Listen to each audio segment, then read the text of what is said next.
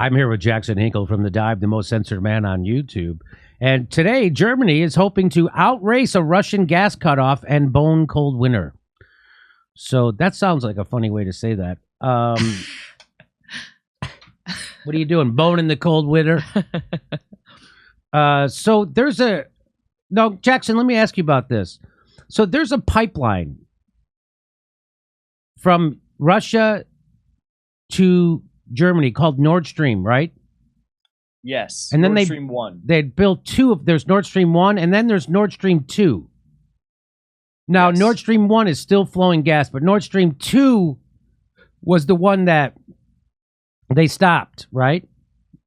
They stopped Nord Stream 2 at the start of the... Well, they didn't allow it to flow gas at the start of the war. They didn't give it the final approval. And then the Nord Stream 1 pipeline, due to a series of factors on both Russian and, the EU side and sanctions and Russia's unwillingness to continue doing business with the EU, it's only flowing at 20% capacity right now. So you have that. And then there was also Russian pipelines going through Ukraine into Europe, and Ukraine shut all of those down a few weeks ago as well. So you could see why the people in Germany are getting ready to bone that cold winter, right?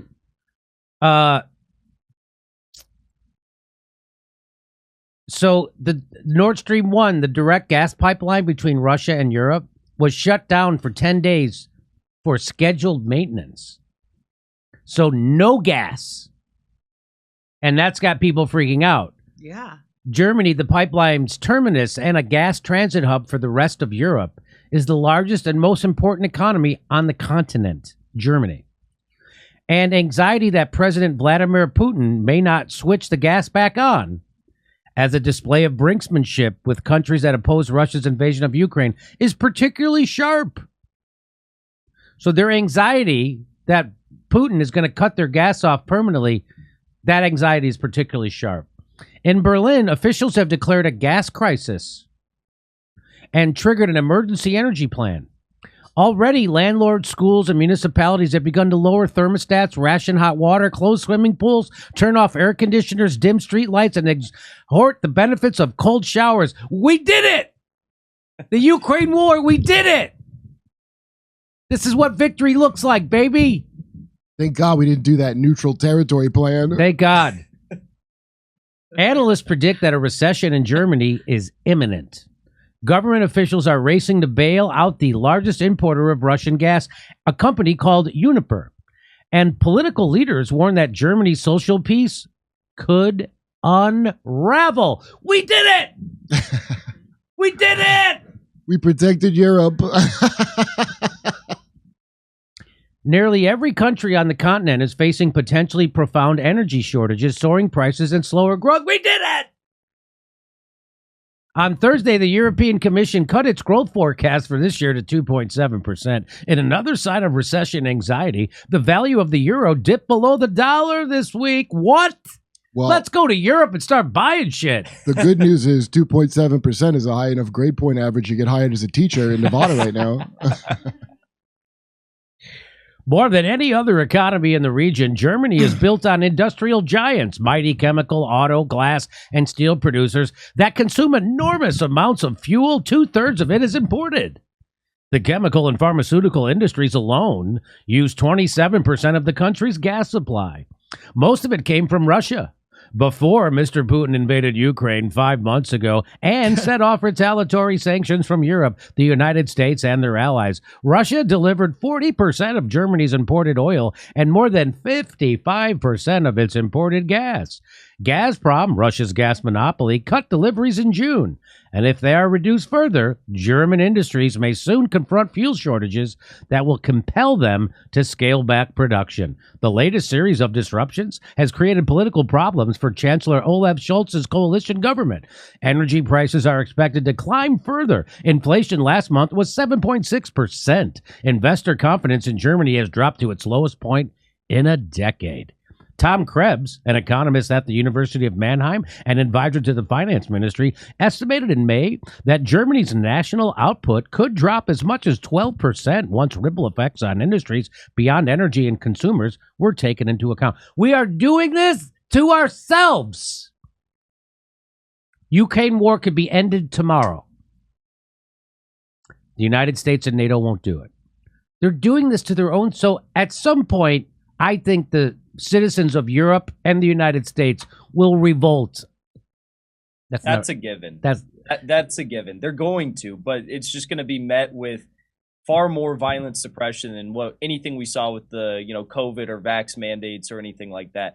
And the craziest part of all is they are talking about this and the ramifications it's going to have on like civilian goods, like consumer goods. They're talking about not having the ability to produce toilet paper because they don't have enough natural gas to produce paper. They're talking about crematoriums not being able to burn the dead corpses of Germans because they don't have enough natural gas for it.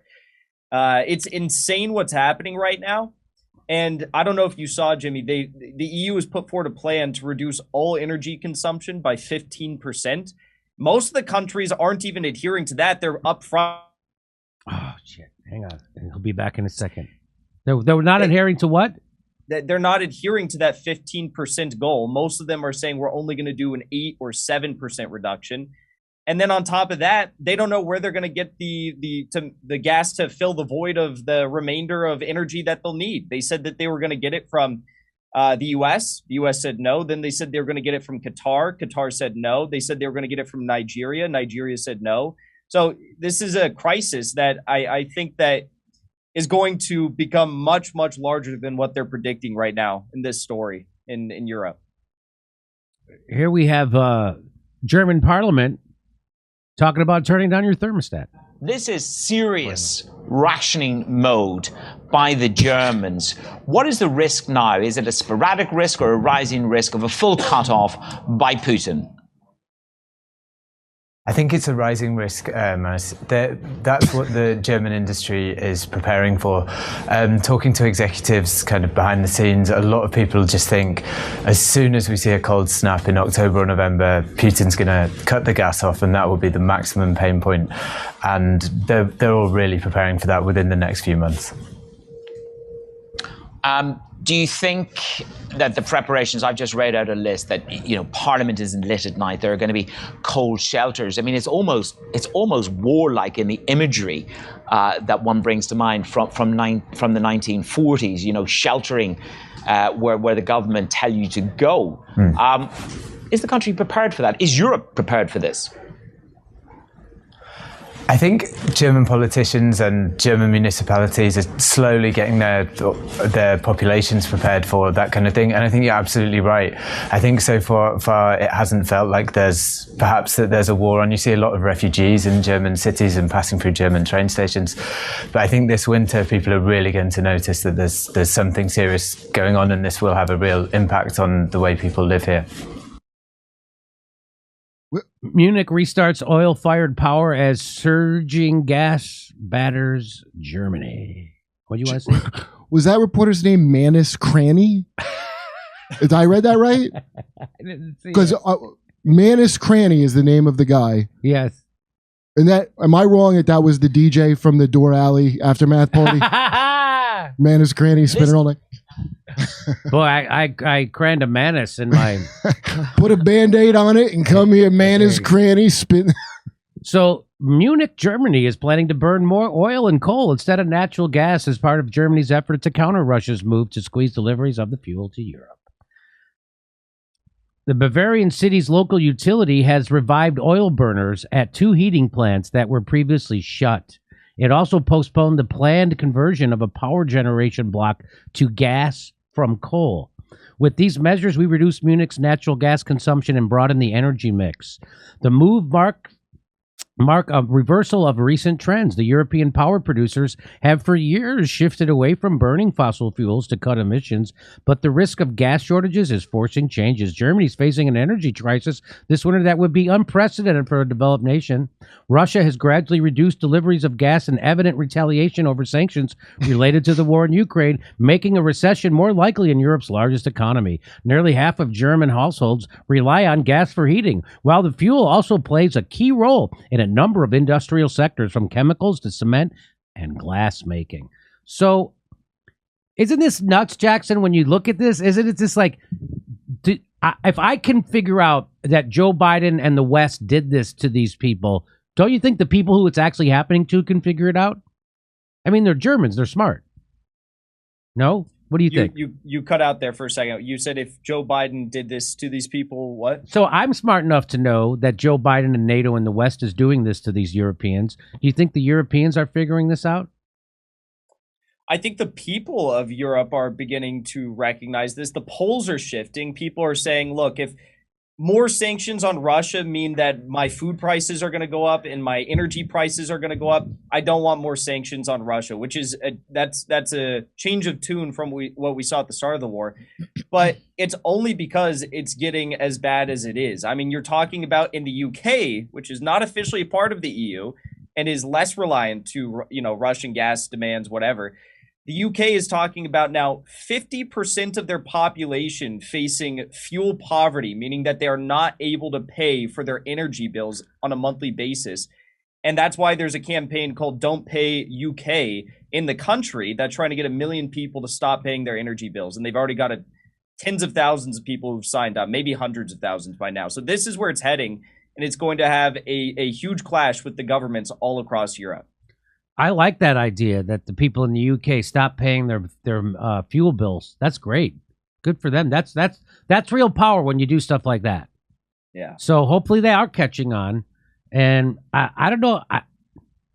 People in the United States still they don't care about Ukraine anymore as much as they did, but they still think that Putin's the bad guy and we're the good guy and Ukraine is a victim. That's how it goes. That's not the reality of it, but. All right. I've already moved on to China, Jimmy. Yeah.